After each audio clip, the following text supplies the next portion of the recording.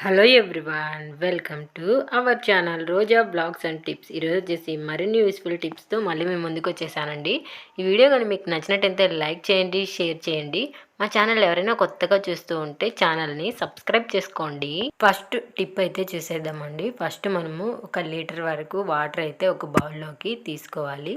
తీసుకున్న తర్వాత ఈ వాటర్లోకి కొంచెము పసుపు అయితే యాడ్ చేయాలండి. పసుపు యాడ్ చేసి ఇట్లా స్పూన్తో బాగా మిక్స్ చేయాలన్నమాట. పసుపు వాటర్లో బాగా మిక్స్ అయిపోయేంత వరకు.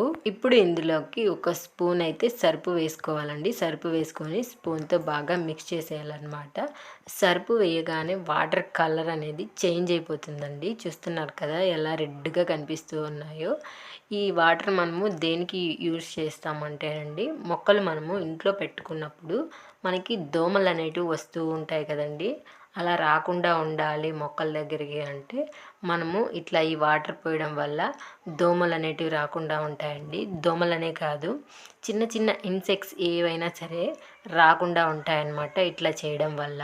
చాలామంది చెప్తూ ఉంటారు మనీ ప్లాంట్ ఉంటే ఎక్కువ దోమలు వస్తాయి అని చెప్పేసి. అట్లాంటప్పుడు ఇట్లా వాటర్ కానీ మనము పోసుకొని పెట్టుకున్నాం అనుకోండి, మనకి దోమలు వచ్చే సమస్య అనేది చాలా వరకు తగ్గిపోతుందండి. మీరు అనుకుంటూ ఉండొచ్చు దీనివల్ల చెట్టుకి ఏమైనా ప్రాబ్లమా అని. అస్సలు ప్రాబ్లం లేదు, చెట్టు బాగా హెల్దీగా ఉంటుంది కూడాను. మరొక టిప్ వచ్చేసండి, హౌస్ వైఫ్స్ మనము పాత్రలు కడుగుతూ ఉన్నప్పుడే కానీ ఇంకా ఏదైనా పని చేస్తున్నప్పుడు ఈ నెయిల్స్లోకి తెలియని మురికి అనేది చేరిపోతూ ఉంటుందండి.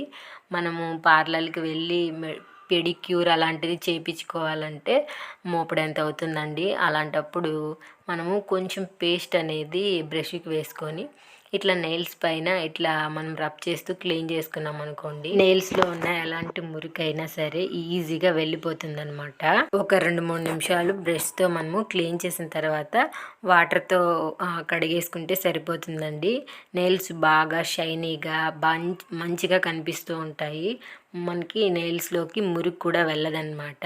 దాని తర్వాత ఏమోనండి, ఈ నెయిల్స్ కడిగిన ఈ వాటర్ అయితే ఉన్నాయి కదండి, మనము పేస్ట్ వేసాం కాబట్టి ఈ పేస్ట్ వాటర్ని పడేయకుండా ఈ విధంగా మనము ట్రై చేస్తే చాలా బాగా యూజ్ అవుతుందండి. ఫస్ట్ వచ్చి చేతికి మనము సాక్స్ని తొడిగేసుకోవాలి. దాని తర్వాత మనము ఈ పేస్ట్ వాటర్ అనేది అద్దుకోవాలండి. మీరు కానీ ఏదైనా క్లీన్ చేయాలి అద్దము ఇలాంటివి అనుకున్నప్పుడు నీళ్ళల్లో కొంచెం పేస్ట్ వేసుకొని బాగా మిక్స్ చేసేసి అద్దం క్లీన్ చేయడానికైతే యూజ్ చేస్తే అండి అద్దం అయితే తలతల మెరిసిపోతుంది. ఈ అద్దం చూస్తున్నారు కదా ముందు ఎలా ఉందో, క్లీన్ చేసిన తర్వాత ఏ విధంగా ఉందో కూడా చూసేద్దాము. నా దగ్గర అయితే ఆల్రెడీ మనకి వాటర్ ఉన్నాయి కాబట్టి పేస్ట్ వాటర్ యూజ్ చేస్తున్నానండి. మళ్ళీ పడేయడం ఎందుకు అనేసి మీరైతే సపరేట్గా కూడా చేసుకోవచ్చు అనమాట. చూస్తున్నారు కదా అద్దం ఏ విధంగా కనిపిస్తుందో. ముందుకి ఇప్పటికి డిఫరెన్స్ అనేది చాలా అంటే చాలా బాగా తెలుస్తుంది. మరొక చిన్న చిన్న అద్దాలు ఉంటాయి కదండి మన ఇంట్లో, వాటిని కూడా క్లీన్ చేసుకోవచ్చు అనమాట. చూడండి ఈ అద్దం పైన ఎంత దుమ్ము పట్టిపోయిందో. ఇట్లా క్లీన్గా మనము చేసేసుకోవచ్చు. సాక్స్ చేతికి వేసుకోవడం వల్ల మనకి పని అనేది చాలా ఈజీ అయిపోతుంది అనమాట. ఈ విధంగా క్లీన్ చేసేసి ఒక క్లాత్తో మనము తెమ్మ లేకుండా తుడి చేసుకున్నాం అనుకోండి, మిర్రర్ ఇంకా తల మెరిసిపోతుంది. ఈ అద్దం చూస్తున్నారా ఎంత షైనీగా కనిపిస్తూ ఉందో. ట్రై చేయండి. మరొక టిప్ వచ్చేసండి, ఫస్ట్ అయితే నేను ఒక 2 స్పూన్లు గోధుమ పిండి తీసుకున్నానండి. దాని తర్వాత 1 స్పూన్ వచ్చేసి సర్ఫ్ తీసుకున్నాను అనమాట. మనం బట్టలు నానబెట్టడానికి సర్ఫ్ యూస్ చేస్తాం కదండి, ఆ సర్ఫ్ పౌడరు 1 స్పూన్ తీసుకున్నాను. తర్వాత ఏమో ఒక ట్యాబ్లెట్ తీసుకున్నానండి. ఎక్స్పైర్ అయిపోయిన ట్యాబ్లెట్ ఏదైనా సరే పౌడర్ చేసి ఇందులో వేసేసుకోవాలి. దాని తర్వాత 1 స్పూను మిరప్పొడి వేసుకొని వాటర్ వేసుకొని ముద్దలాగా ఈ పిండిని అయితే మిక్స్ చేసుకోవాల్సి ఉంటుంది. ఈ విధంగా చేసేసిన తర్వాత అండి, ఇప్పుడైతే మనము ఈ పిండిని చిన్న చిన్న ఉండలుగా అయితే చేసుకోవాలన్నమాట. చిన్నగా ఉంటే సరిపోతుంది. నేనైతే అన్నీ ఈజీగా ఉంటలు అయితే చేసేసుకున్నానండి. ఈ విధంగా ఉంటలన్నీ చేసేసుకున్న తర్వాత కొంచెం అయితే మనం ఫేస్కి యూజ్ చేసే పౌడర్ని ఈ బాల్స్ పైన వేసేయాలండి. వేసేసి ఇట్లా బాగా కదిపేసామనుకోండి, అన్ని ఉండలకి బాగా మనకి అంటుకునేస్తాయి అన్నమాట. మనకి ఇంట్లో ఎలకలు ఎక్కడెక్కడ వస్తున్నాయో అక్కడంతా మనము వేసుకోవాలండి. ఇందులో మనము సర్ఫ్ అనేది వేసాం కదండి, ఎలుక తినిన వెంటనే దానికి డైజెషన్ అనేది అవ్వదనమాట.